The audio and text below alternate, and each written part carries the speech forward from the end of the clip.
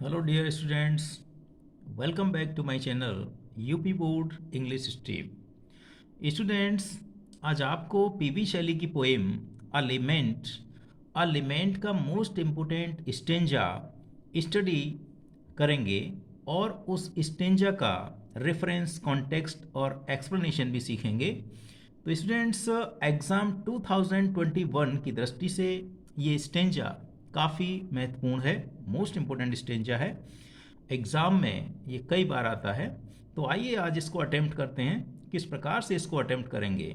तो स्टूडेंट्स, सबसे पहले हम इसका रेफरेंस लिखेंगे और हमें पता है कि आप रेफरेंस लिखना बहुत ही अच्छे से सीख गए होंगे। उसका एक ही लैंग्वेज होता है। तो आइए इसका रेफरेंस किस प्रकार से हम लिख सकते हैं।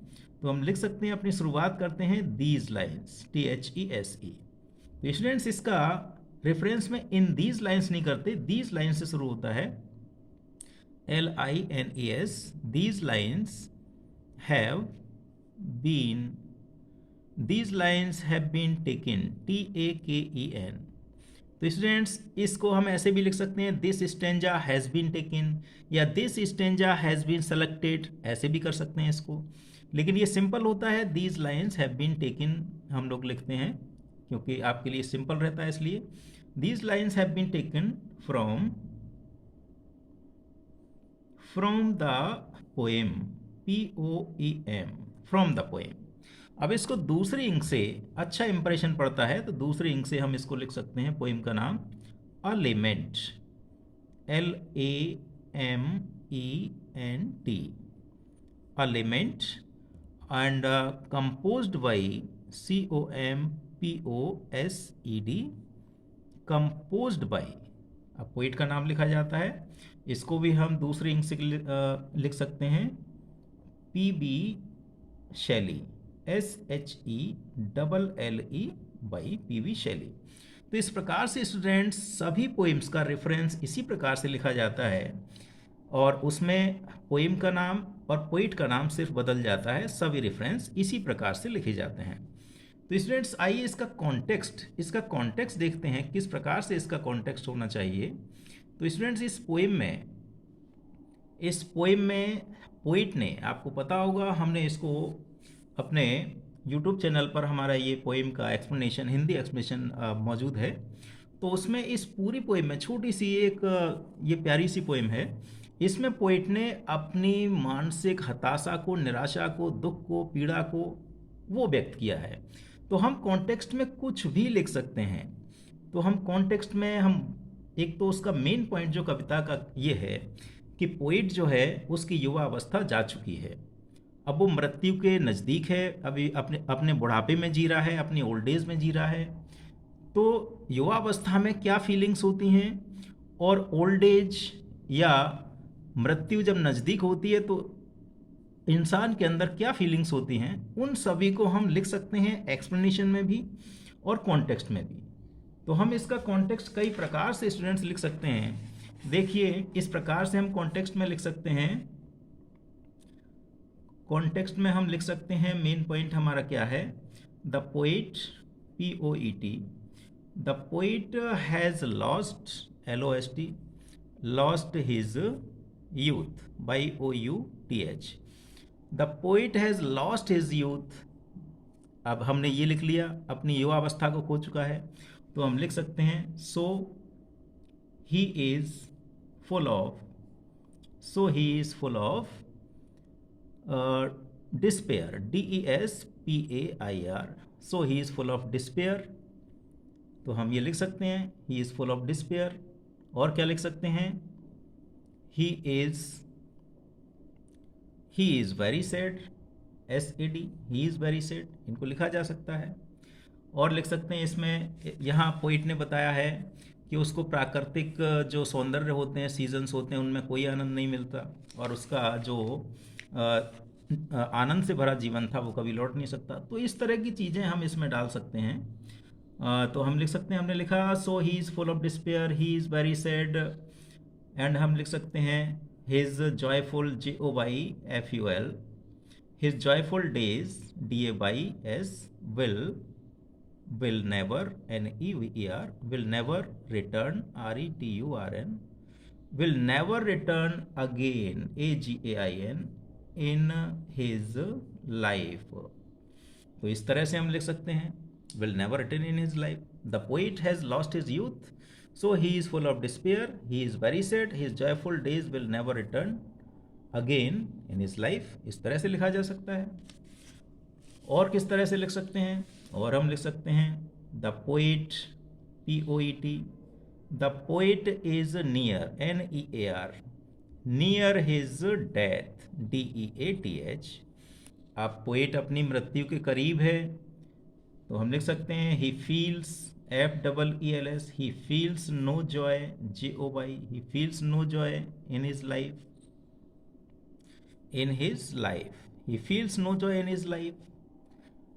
और लिख सकते हैं he finds, FINDS, he finds no joy, JOY, he finds no joy even, EVEN, even in natural beauty, NATURAL, natural beauty, BEAUTY, natural beauty, उसे प्राकृतिक आनंदों में। पोएट अपनी मृत्यु के करीब है, उसे जीवन में कोई आनंद महसूस नहीं होता और उसे प्राकृतिक सौंदर्य में भी कोई आनंद महसूस नहीं होता। तो इस तरह का कुछ भी हम अपने कॉन्टेक्स्ट में लिख सकते हैं। तो आइए स्टूडेंट्स, इसका कॉन्टेक्स्ट हम लिखते हैं।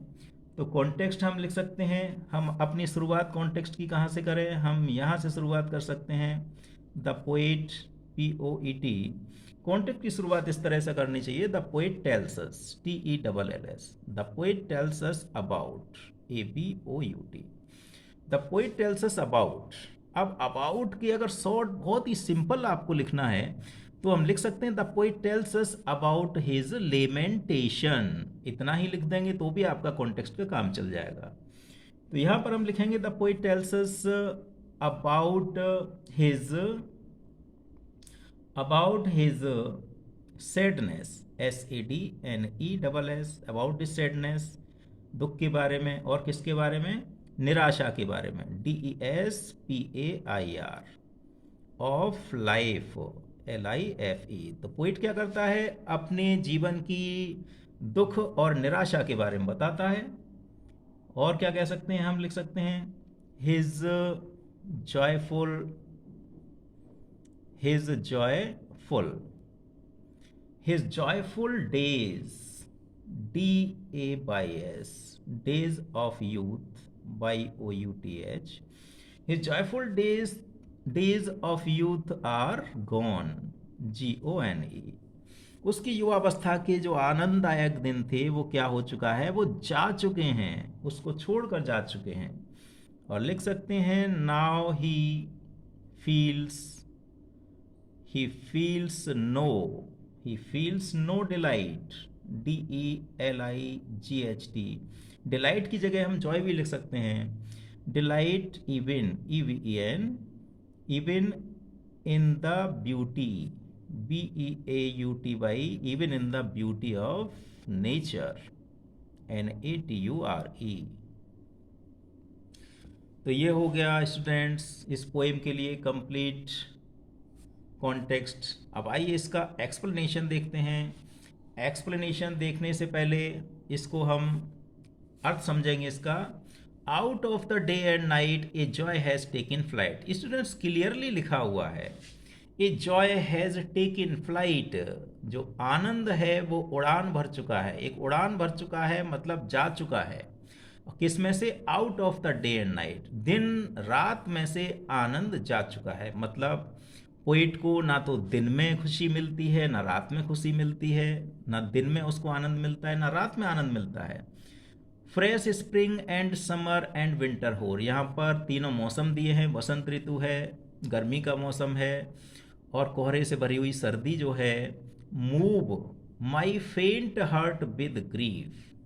तो जो ये प्राकृतिक सौंदर्य हैं वो कवि के हृदय को, पोइट के हृदय को, पोइट के मुरझाए हुए हृदय को, फेंट मीन्स मुरझाया हुआ, डल, मुरझाए हुए हृदय को किससे भर देते हैं? दुख से तो भर देते हैं लेकिन आनंद से नहीं भरते, बट विद डिलाइट।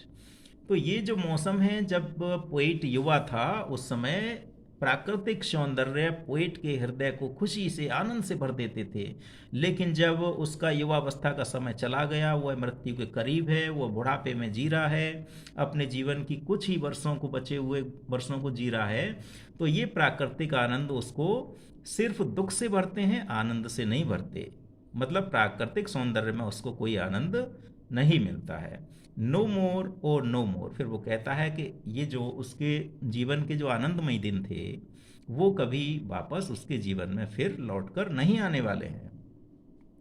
तो आइए स्टूडेंट्स, इसका एक्सप्लेनेशन किस प्रकार से हम कर सकते हैं।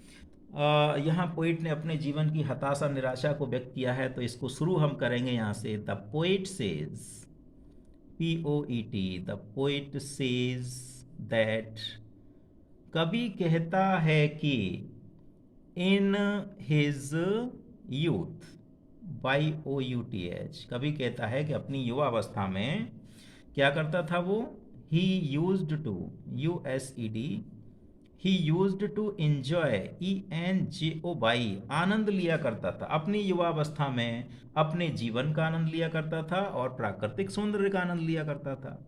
तो enjoy his life, enjoy his life and beauty of nature, BEAUTY, beauty of nature, NATURE।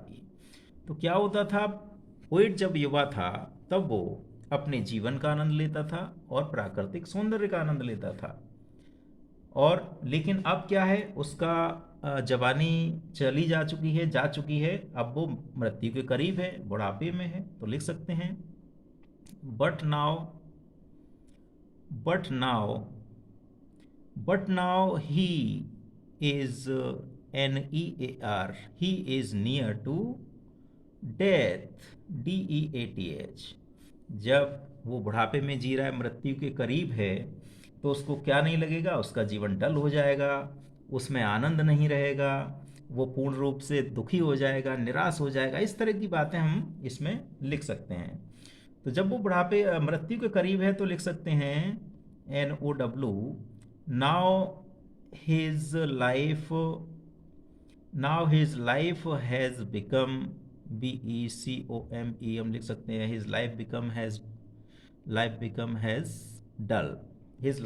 Become dull, become डल हो गया, नीरस हो गया है, और कैसा हो गया है, एंड जॉयलेस, JOYLESS, जॉयलेस, आनंद से रहित अब उसका जीवन हो गया, उसका जीवन नीरस हो गया है, जिसमें कोई उत्साह नहीं रहा, उसका जीवन नीरस हो गया है।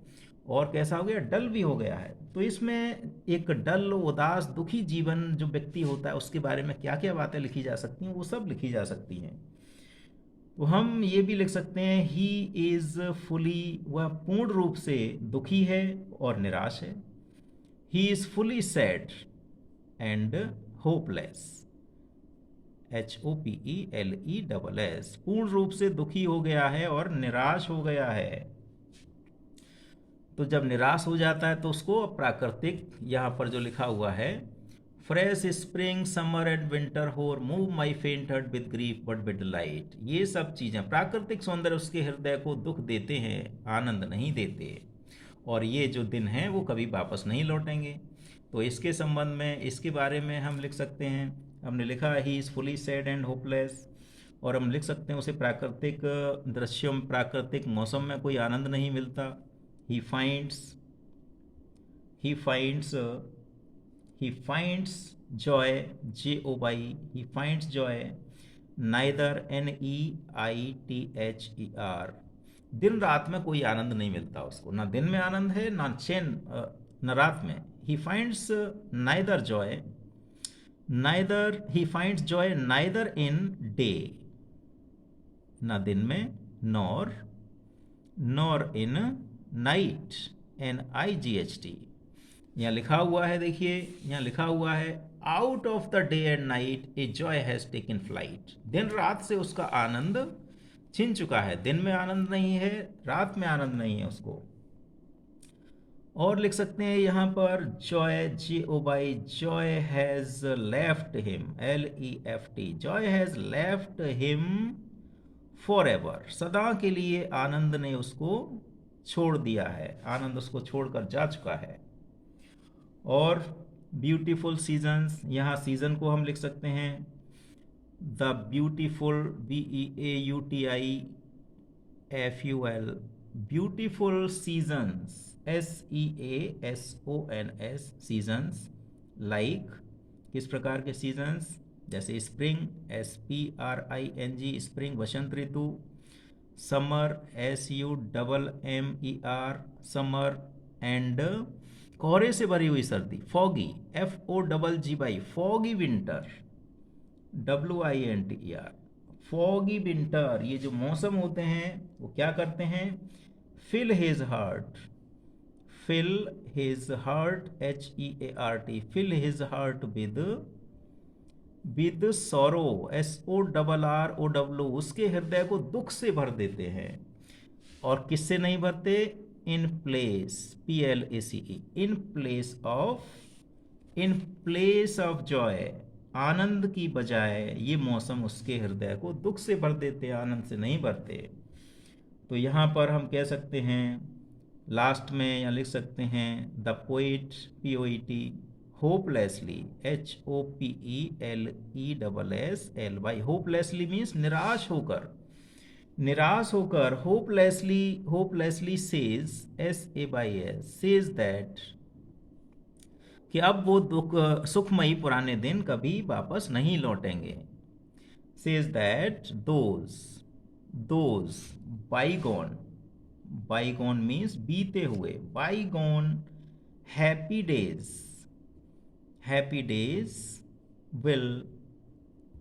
will never, NEVER, will never return, RETURN, never return again, AGAIN, will never return again in his life, in his, sorry, HIS, in his life, LIFE। अब वो जो बीते हुए सुखमयी दिन थे वो उसके जीवन में कभी वापस नहीं लौटेंगे। तो स्टूडेंट्स, हमने इस एक्सप्रेशन में कुछ और ज़्यादा बड़ा के लिख दिया है, एक्स्ट्रा लिख दिया है। अगर आप इसमें कुछ कम भी करना चाहें, हम कुछ सेंटेंस को इसमें कम भी कर सकते हैं। जैसे ये लिखा है now his life has become dull and joyless, ये सेंटेंस अच्छा लगे तो इसको रहने दें। जैसे ये लिखा है he is fully sad and hopeless. तो इस तरह का अगर एक दो सेंटेंस इसमें हटाना भी चाहें तो हटा सकते हैं, कोई बात नहीं है। और यहाँ पर जो लाइंस हैं उसका पूरी तरह से इसमें एक्सप्लेन हो चुका है, फुली एक्सप्लेन हो चुका है। तो स्टूडेंट्स, एग्ज़ाम की दृष्टि से मोस्ट इंपॉर्टेंट स्टेंजा है, इसको अच्छे से तैयार करें। 10 मार्क्स का आता है ये, और इस प्रकार से अपनी तैयारी करें। Thank you students for watching my channel.